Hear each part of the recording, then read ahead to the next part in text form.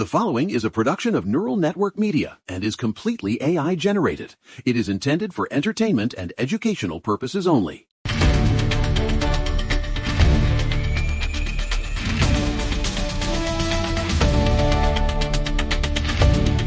Hello everyone, and welcome to the program.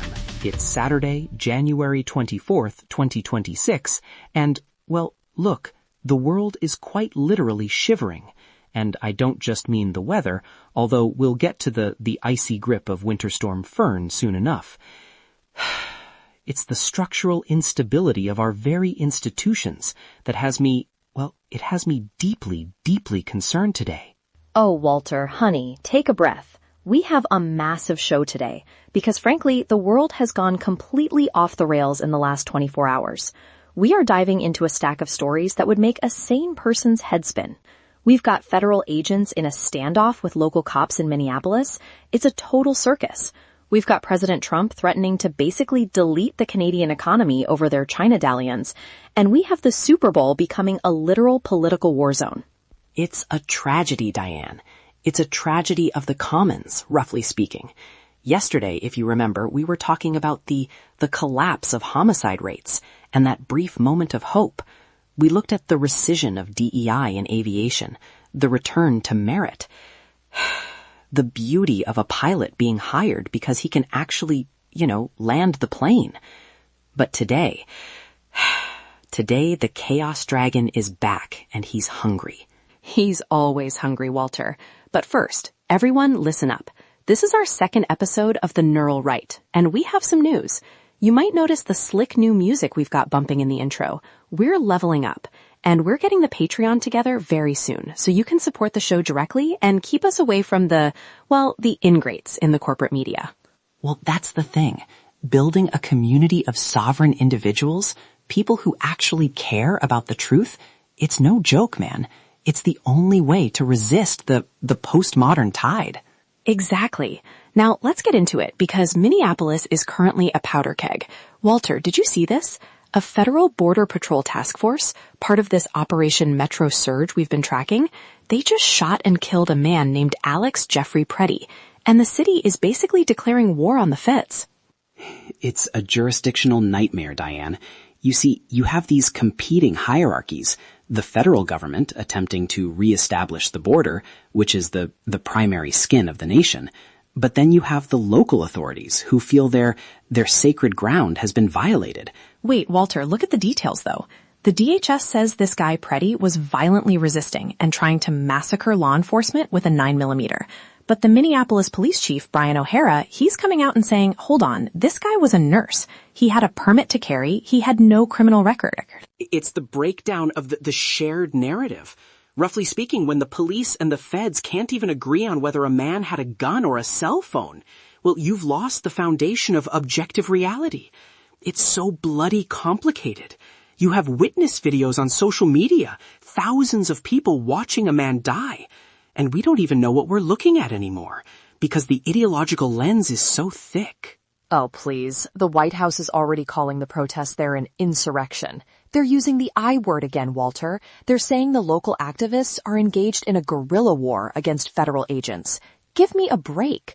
These are the same people who cheered when cities were burning in 2020, and now that Trump's feds are the ones on the street, suddenly any pushback is an insurrection? Well, that's the devouring mother archetype in action. The state wants total control, but it also wants to punish those who claim the right to self-defense. If Preddy was indeed a lawful gun owner, just a man trying to exist in a chaotic space, and he was gunned down by a confused federal bureaucracy, it's a catastrophe of the individual. And the city council is voting to expel ICE today. I mean, talk about a reality check. You can't just expel the federal government, honey. That's not how the Constitution works. It's like a teenager screaming at their parents to get out of the house they pay for. It's the resentment, Diane. It's the deep, seething resentment of the postmodern neo-Marxists who wanted to deconstruct every border, every rule, every bit of order, until there's nothing left but the howling void of the mob. It's no joke. It's a mess. But while Minneapolis is burning, Trump is turning his sights north. And I have to say, I love the new nickname, Governor Carney. Oh, you mean the Canadian Prime Minister, Mark Carney. Exactly. Trump basically told him, scrap your trade deal with China or I will hit you with a 100% tariff on every single thing Canada sends us. 100%. Can you imagine the look on Carney's face? It's an exercise in transactional realism. You see, Canada thinks they can play both sides. They want the protection of the American umbrella while they flirt with the CCP for cheap electric vehicles. And Trump is saying, no, you don't get to invite the fox into our shared backyard and expect me to pay for the fence. Right? I mean, Canada's entire economy is built on selling us stuff. Oil, lumber, maple syrup, whatever. If they get hit with a 100% tariff, they go bankrupt by Tuesday. Carney's out here trying to lower tariffs on Chinese EVs, and Trump's like, not on my watch, Governor. Well, the architecture of trade, it has to be based on reciprocity. It has to. You can't have a parasitic relationship where one partner undermines the security of the other. It's like a marriage where one spouse is funneling money to a rival. You can't maintain the union under those conditions. It's bloody impossible. And it's not just Canada. The America First strategy is going global. Did you see the report on the capture of Nicolas Maduro in Venezuela? They're finally confirming they used an acoustic weapon. An acoustic weapon? You mean sound as a tool of compliance? Yeah, it's like something out of a sci-fi movie. They used it to basically paralyze the security detail without firing a single shot. It's peace through strength, but with a high-tech edge. I love it. It's about being so dominant that the other guy doesn't even get to start the fight. It's the manifestation of the word, the logos, as a physical force, roughly speaking.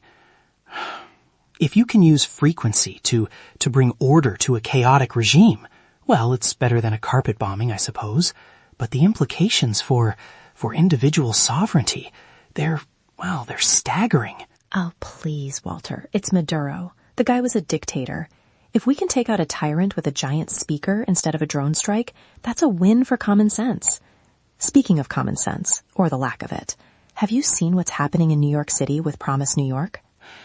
Is that the child care program? Yes. They are giving free childcare to undocumented families, illegal immigrants, Walter, while they are cutting $400 million from the budget for actual New York citizens' kids. It's insane. They're taxing the people who live there into an economic death spiral, those are Claudia Tenney's words, not mine, to pay for people who just got here. It's the pathological altruism. It's the desire to be seen as virtuous by sacrificing your own children to the other. It's a complete inversion of the natural hierarchy of responsibility. You have to take care of your own house first. You have to clean your own room. If you can't provide for the citizens of New York, how can you possibly justifying the subsidization of the entire world? It's a tragedy. It's a slap in the face to every working mom in Queens who's struggling to pay for a babysitter. And look at Chicago. Mayor Brandon Johnson is passing a $16 billion budget with $1 billion deficit, and he's prioritizing migrant services. The ingrades are literally looting the treasury to fund a population that hasn't contributed a dime. It's a debt-fueled fever dream. And you see it in the UK too. They're now issuing health warnings for wood-burning stoves. Oh, give me a break. Now the government is worried about my fireplace? They're coming for the hearth, Diane. The hearth is the center of the home. It's the flickering light against the cold.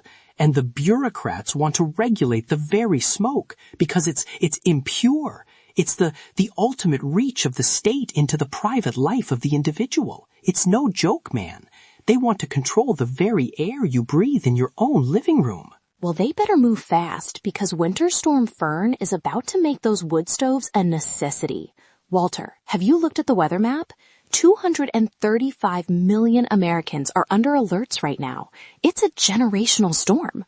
70% of the population. It's a massive testing of our infrastructure. Wind chills hitting minus 50 degrees. It's a reminder that nature, the great chaos of the natural world, it doesn't care about your political leanings. It will freeze a neo-Marxist just as fast as a classical liberal. True, but I have to give credit to the response. Kristi Noem, Secretary of DHS, she's actually doing her job. 7 million meals, 2 million liters of water, 600,000 blankets pre-positioned. This isn't the FEMA of 2005, thank God. Well, it's the return of competence, hopefully. But when you have 16 states declaring emergencies, it's a stress test for the soul of the nation. You have to stay warm. You have to look after your neighbor. It's a time for the local community to rise up and be the structure that prevents the ultimate catastrophe. Speaking of structure and soul, let's talk about some good news for a change. We talk a lot about individual responsibility and the power of building something from nothing. Well, that is exactly what Eric Christensen did here. He didn't wait for a media handout or corporate permission. He saw a gap in the market for clear, logical analysis, and he engineered the solution himself. He invested his own capital and technical skill to architect the intelligence you're listening to right now. If you believe in rewarding merit and supporting the builders who actually deliver value, consider supporting Eric's work. It's a simple principle. Vote with your wallet to keep the truth online. It's about supporting the builders. It's no joke, because the deconstructors are, well, they're everywhere. They really are. But look at what the Navy just did, Walter. Under Secretary Hung Ko, he just issued a formal apology to all the sailors and Marines who were kicked out over the COVID vaccine mandate. He said, "We failed you." Oh, that's so beautiful. It's the recognition of the individual's right to bodily autonomy. To think that we cast those brave men and women aside over a mandate that was so poorly thought out. To hear a leader say, "We failed you," it's the beginning of healing the wounded spirit of the military. It is, Walter. It really is. They're getting their prior rank back, full back pay, restored benefits. They're even changing other than honorable discharges to honorable. It's about time we stop treating our heroes like criminals for having a conscience. It's the restoration of merit and justice. If you can't admit when the hierarchy has become tyrannical, well, then the hierarchy deserves to fall. But this is a rebuilding. It's bloody brilliant. And while we're rebuilding the military, we're having a bit of a divorce in the culture. Did you see Trump's announcement about the Super Bowl? He's officially boycotting it. The Super Bowl. It used to be a unifying ritual, a moment where the tribe gathered to celebrate excellence. And now? And now it's Bad Bunny in a dress and Green Day singing about the MAGA agenda being the new American idiot. I mean, really? Bad Bunny? Trump called it a terrible choice that just sows hatred. And he's right. Why am I paying for a football game when I'm being lectured by a guy who hates my values? It's the descent into pure spectacle, roughly speaking. The NFL has decided to alienate half of its primary constituency in order to signal its allegiance to the postmodern elite. It's a suicidal move long term. You can't maintain a national pastime if you spit in the face of the nation. Exactly. I'm with Trump on this one. Stay home, eat some wings, and don't give the NFL the ratings. If they want to be a platform for a resistance culture, let them see how much resistance they get from our wallets. It's the fragmentation of the shared reality. We can't even watch a game of ball together anymore because the ideological possession is so complete. It's a tragedy, man. It's a tragedy of the spirit. Well, things are even more tragic in Ukraine right now. This is the real main story for me today, Walter, because it shows the absolute brutality of the world we're living in. While they were sitting at the negotiation table in Abu Dhabi, trying to find a way to peace, Putin launched a massive wave of missiles at Kyiv and Kharkiv. The talk and fight strategy. It's a classic move of the predator. You keep the prey engaged in dialogue while you continue to tear at the throat. It's a horrific display of power politics. 800,000 people in Kyiv lost power and heat in sub-zero temperatures. Can you imagine? -10 Celsius. No lights, no stove, and missiles falling from the sky while your leaders are in a fancy hotel in the UAE talking about peace. It's a cynical play to force concessions. Putin wants Ukraine to withdraw from the Donbass. He wants to shatter their resolve by freezing their children. It's the archetypal monster, the cold-blooded dragon that hoards the warmth and the light. And Trump's administration is right in the middle of it. They're the ones mediating these talks. The Ukrainian foreign minister said Putin's missiles didn't just hit people, they hit the negotiation table itself. It makes you wonder, can you even negotiate with someone who's actively trying to freeze your entire population to death? Well, that's the fundamental question of the 20th century, and now the 21st. How do you deal with a bad faith actor who uses the language of peace as a cloak for genocide? You have to have a position of overwhelming strength. You have to. You can't just wish for peace. You have to command it. And that's what Trump is trying to do, I think.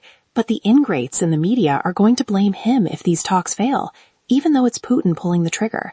It's always the same story, isn't it? It's the blame shifting, the inability to face the reality of evil. It's much easier to blame the man trying to fix the problem than it is to confront the monster who created it. It's no joke. It's bloody dangerous. Well, it's a heavy day, Walter. Between the insurrections in Minneapolis and the Ice Age storms and the talk and fight in Ukraine, I think I need another glass of Chardonnay. And I think I need to go eat a large steak and contemplate the architecture of hope, roughly speaking.